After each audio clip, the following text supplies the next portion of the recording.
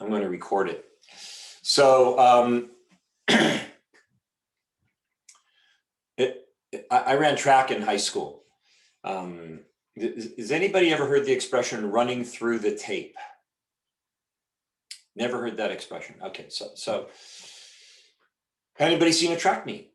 Anybody ever seen a track meet? A couple people. Okay, great. So you know it's a race, right? Or there are races in a track meet, and at the end of the race, there's like a ribbon. That's called the tape. And what they taught us was you don't run to the finish line. You run to about 10 yards past the finish line. So you run through the tape. So I have a story as to why do you do that? Okay, so I went to Hamilton High School. It was in the Western League, which as far as I can remember had Hamilton, Venice, Westchester University, Crenshaw, Fairfax, and Palisades high schools. There must have been one more, but I can't remember what it was. It'll come to me later. And at that time, I don't know whether they still do this, but in the public schools, you know, I mean, my Hamilton High School when I went there had 3,000 kids. My graduating class was 1,000 students. So you can't just have everybody on one team. It's too big. So the track team had a varsity, and then a B team and a C team, and you could always jump up a level, but the teams were basically organized by your size, not by how good you were. It's like I said, if you're really good and you're a C person size, you could go up to varsity, but like a varsity size person could not like run in the C level. You follow me here? So I'm not that big of a guy, and I was on the B team.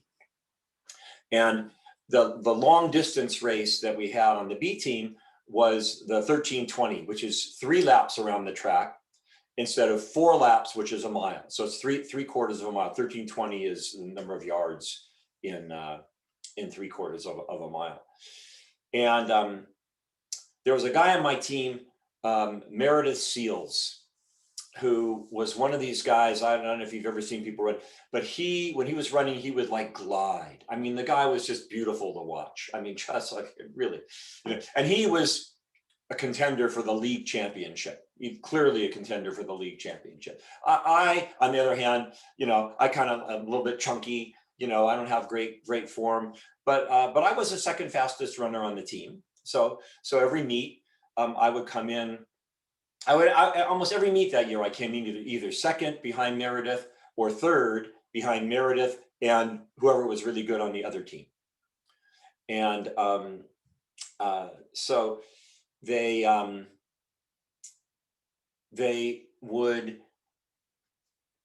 at the end of the season, they had the Western League championships. And the way you were selected to run in the championships was by your fastest time over the course of the season. You still with me here? Yeah, I mean, making sense, not that complicated. So I was seeded 8th. There were only 8 runners. I was seeded 8th. And I'll, just so you can kind of get a picture here of what that means. So let's see here.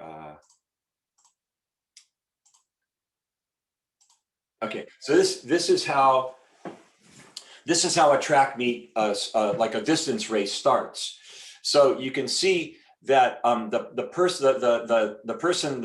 number 1 seed starts kind of back here, and the number 8 seed starts up ahead. And the reason it kind of looks like the number 8 seed has a head start, but they don't really have a head start because you run the first lap in your lane. So because it's a longer distance on the outside than it is on the inside, you get to start kind of ahead. And it's not really ahead, but and then after you run the first lap, then you can kind of collapse in. But they figure if they started it all, like even, well, then the person on the outside would have a disadvantage, and then everybody would like be pushing each other to get to the front, and that was no good. So one of the issues about being on the outside, though, is that when the race starts, you can't really see where everybody else is because you're like ahead of them, so to speak. You follow what I'm saying? So you can't see the other runners.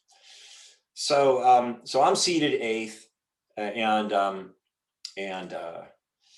not feeling all that great about the race. I got nervous before track meets anyways, and I'm eighth, and my dad actually asked if he should come to the race. My dad never saw me run track, but for this race, he said, "Do you want me to come?" And I said, "Nah, I'm going to be in eighth place, so why bother?" I was always sorry that my dad didn't come to that race. But at any rate, so we're all lined up, and the starting gun goes off, and I take off like a bat out of hell. I mean, I am really running, but I have no idea really how fast I'm running because I can't see anybody else, right?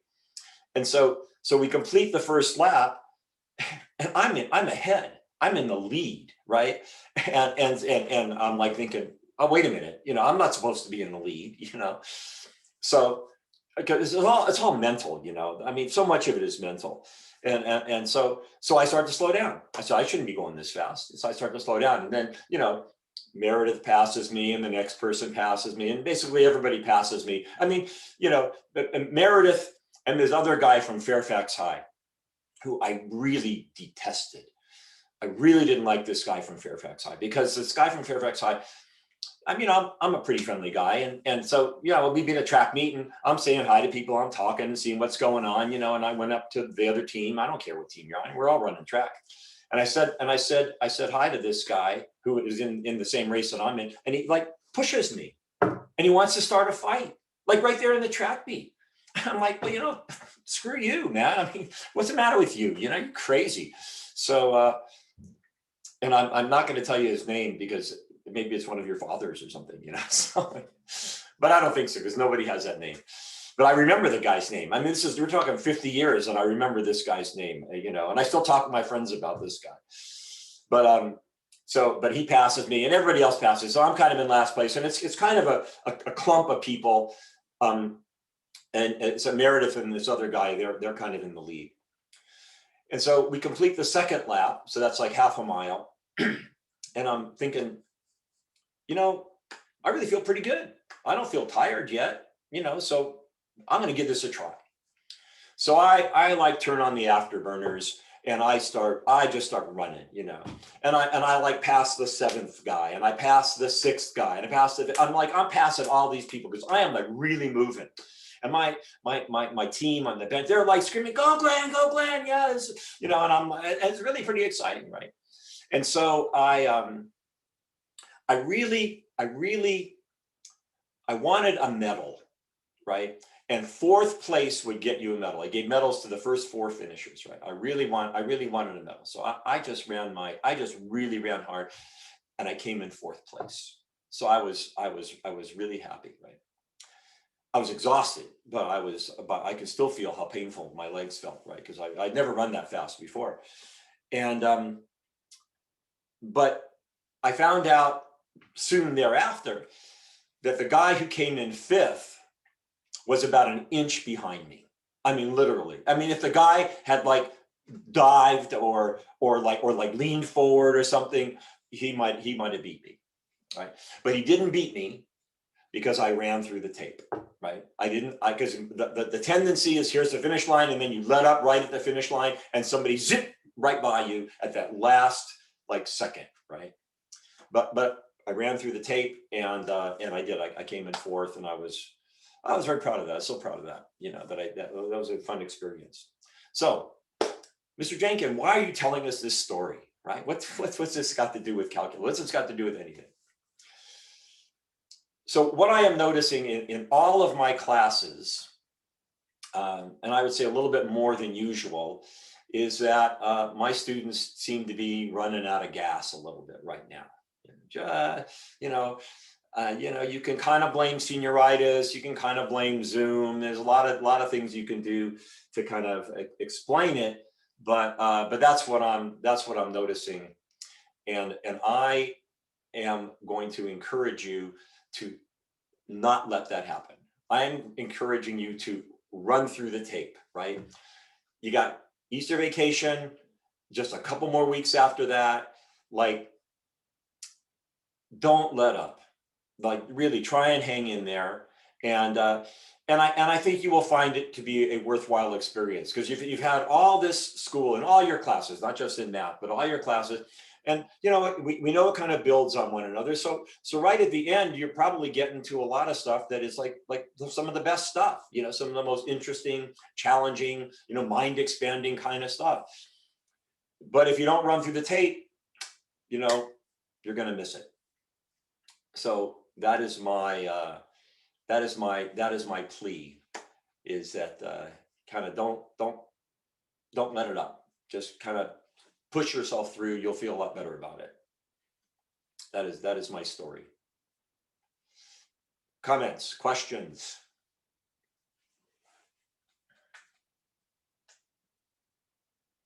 I think it's really appropriate that you tell the story today, because the track team has a meet. Oh, the track team has a meet today? Really? No kidding? Where?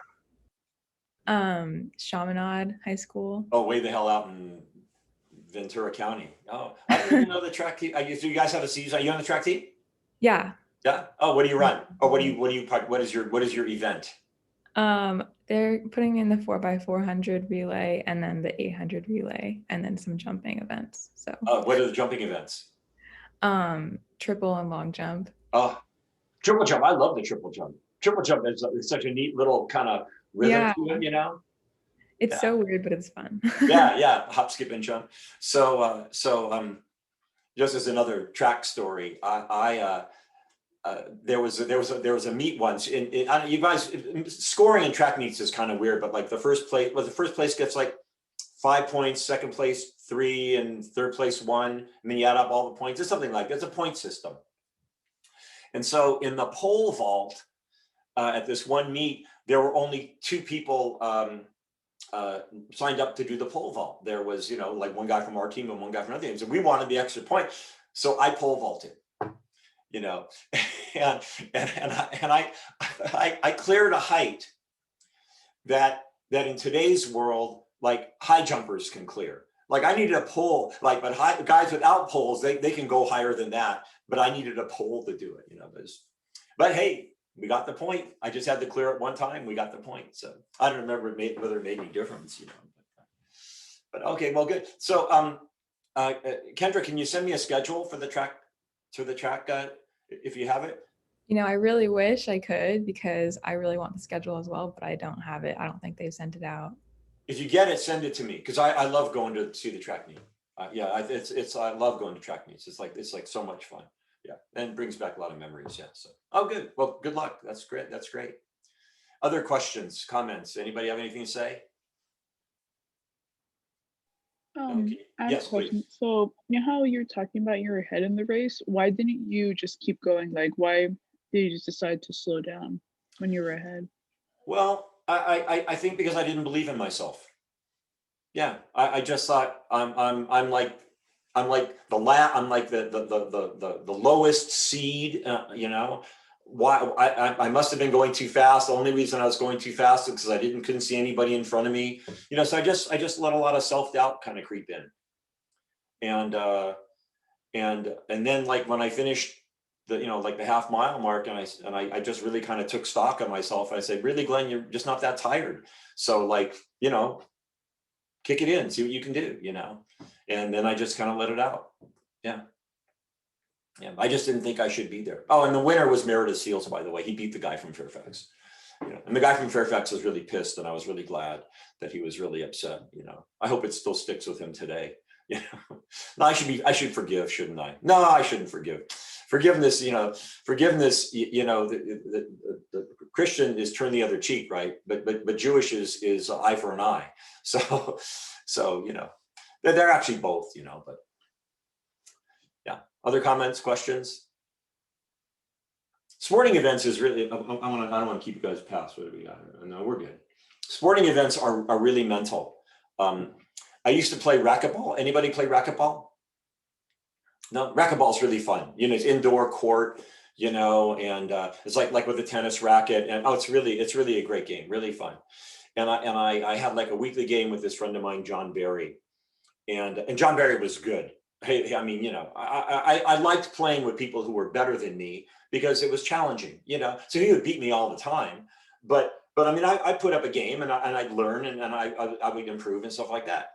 And then one day I'm playing, I'm playing with them, and you play to 21. And I'm like ahead, like 18-14. I'm significantly ahead. I only need 3 points. He needs like 7 points, right? So I'm thinking, oh, I'm going to beat John Barry this time. John Barry, he's thinking, oh no, I'm not going to let him beat me. And he shifted gears mentally. It was, I mean, I was laughing. It was so funny because he shifted gears mentally and like scored the next 7 points straight. And he just like stepped up his game. He just, no, I'm stepping it up, and did that. And then, so it was very mental, and then I went to pro basketball games are like incredibly expensive, so I don't go see them. But I have a friend of mine who his client was Phil Jackson. Do you know Phil Jackson? Anybody hear Phil Jackson? Phil Jackson was the coach of the Lakers during the Kobe Shaq years. All right. He also coached the Knicks. He was also an NBA player, and that was one of his clients. So he took me to a Laker game, and we were like 3 rows off the court. I mean, like I'm sitting behind Jack Nicholson. I mean, you don't know. Maybe you don't even know who Jack Nicholson is. I don't know. But anyway, I'm sitting behind the Hollywood celebrities. I'm like literally, I'm just right off the court. And Kobe Bryant's there, and I could at a couple points during the game, he just turned a switch in his head and like took over, and it was like, and it was visible. You could just see it, and it was entirely mental. He says, "Okay, I'm going to turn it on right now," and it just exploded. Just couldn't believe what the guy could do, for a period of time. Then turned it off, So sports is like that. Math is like that. A lot of things are like that. It's all mental. A lot of it is mental. I mean, there's certain natural talent that you have to be concerned. You have to have, but a lot more of it is mental. People can do a lot of things if they kind of really set their mind to it. Other comments, questions? We're done. Okay. Have a nice weekend. Be safe. Go outside. It should be nice weather. We'll see you later. Thank you. Thank you. Bye.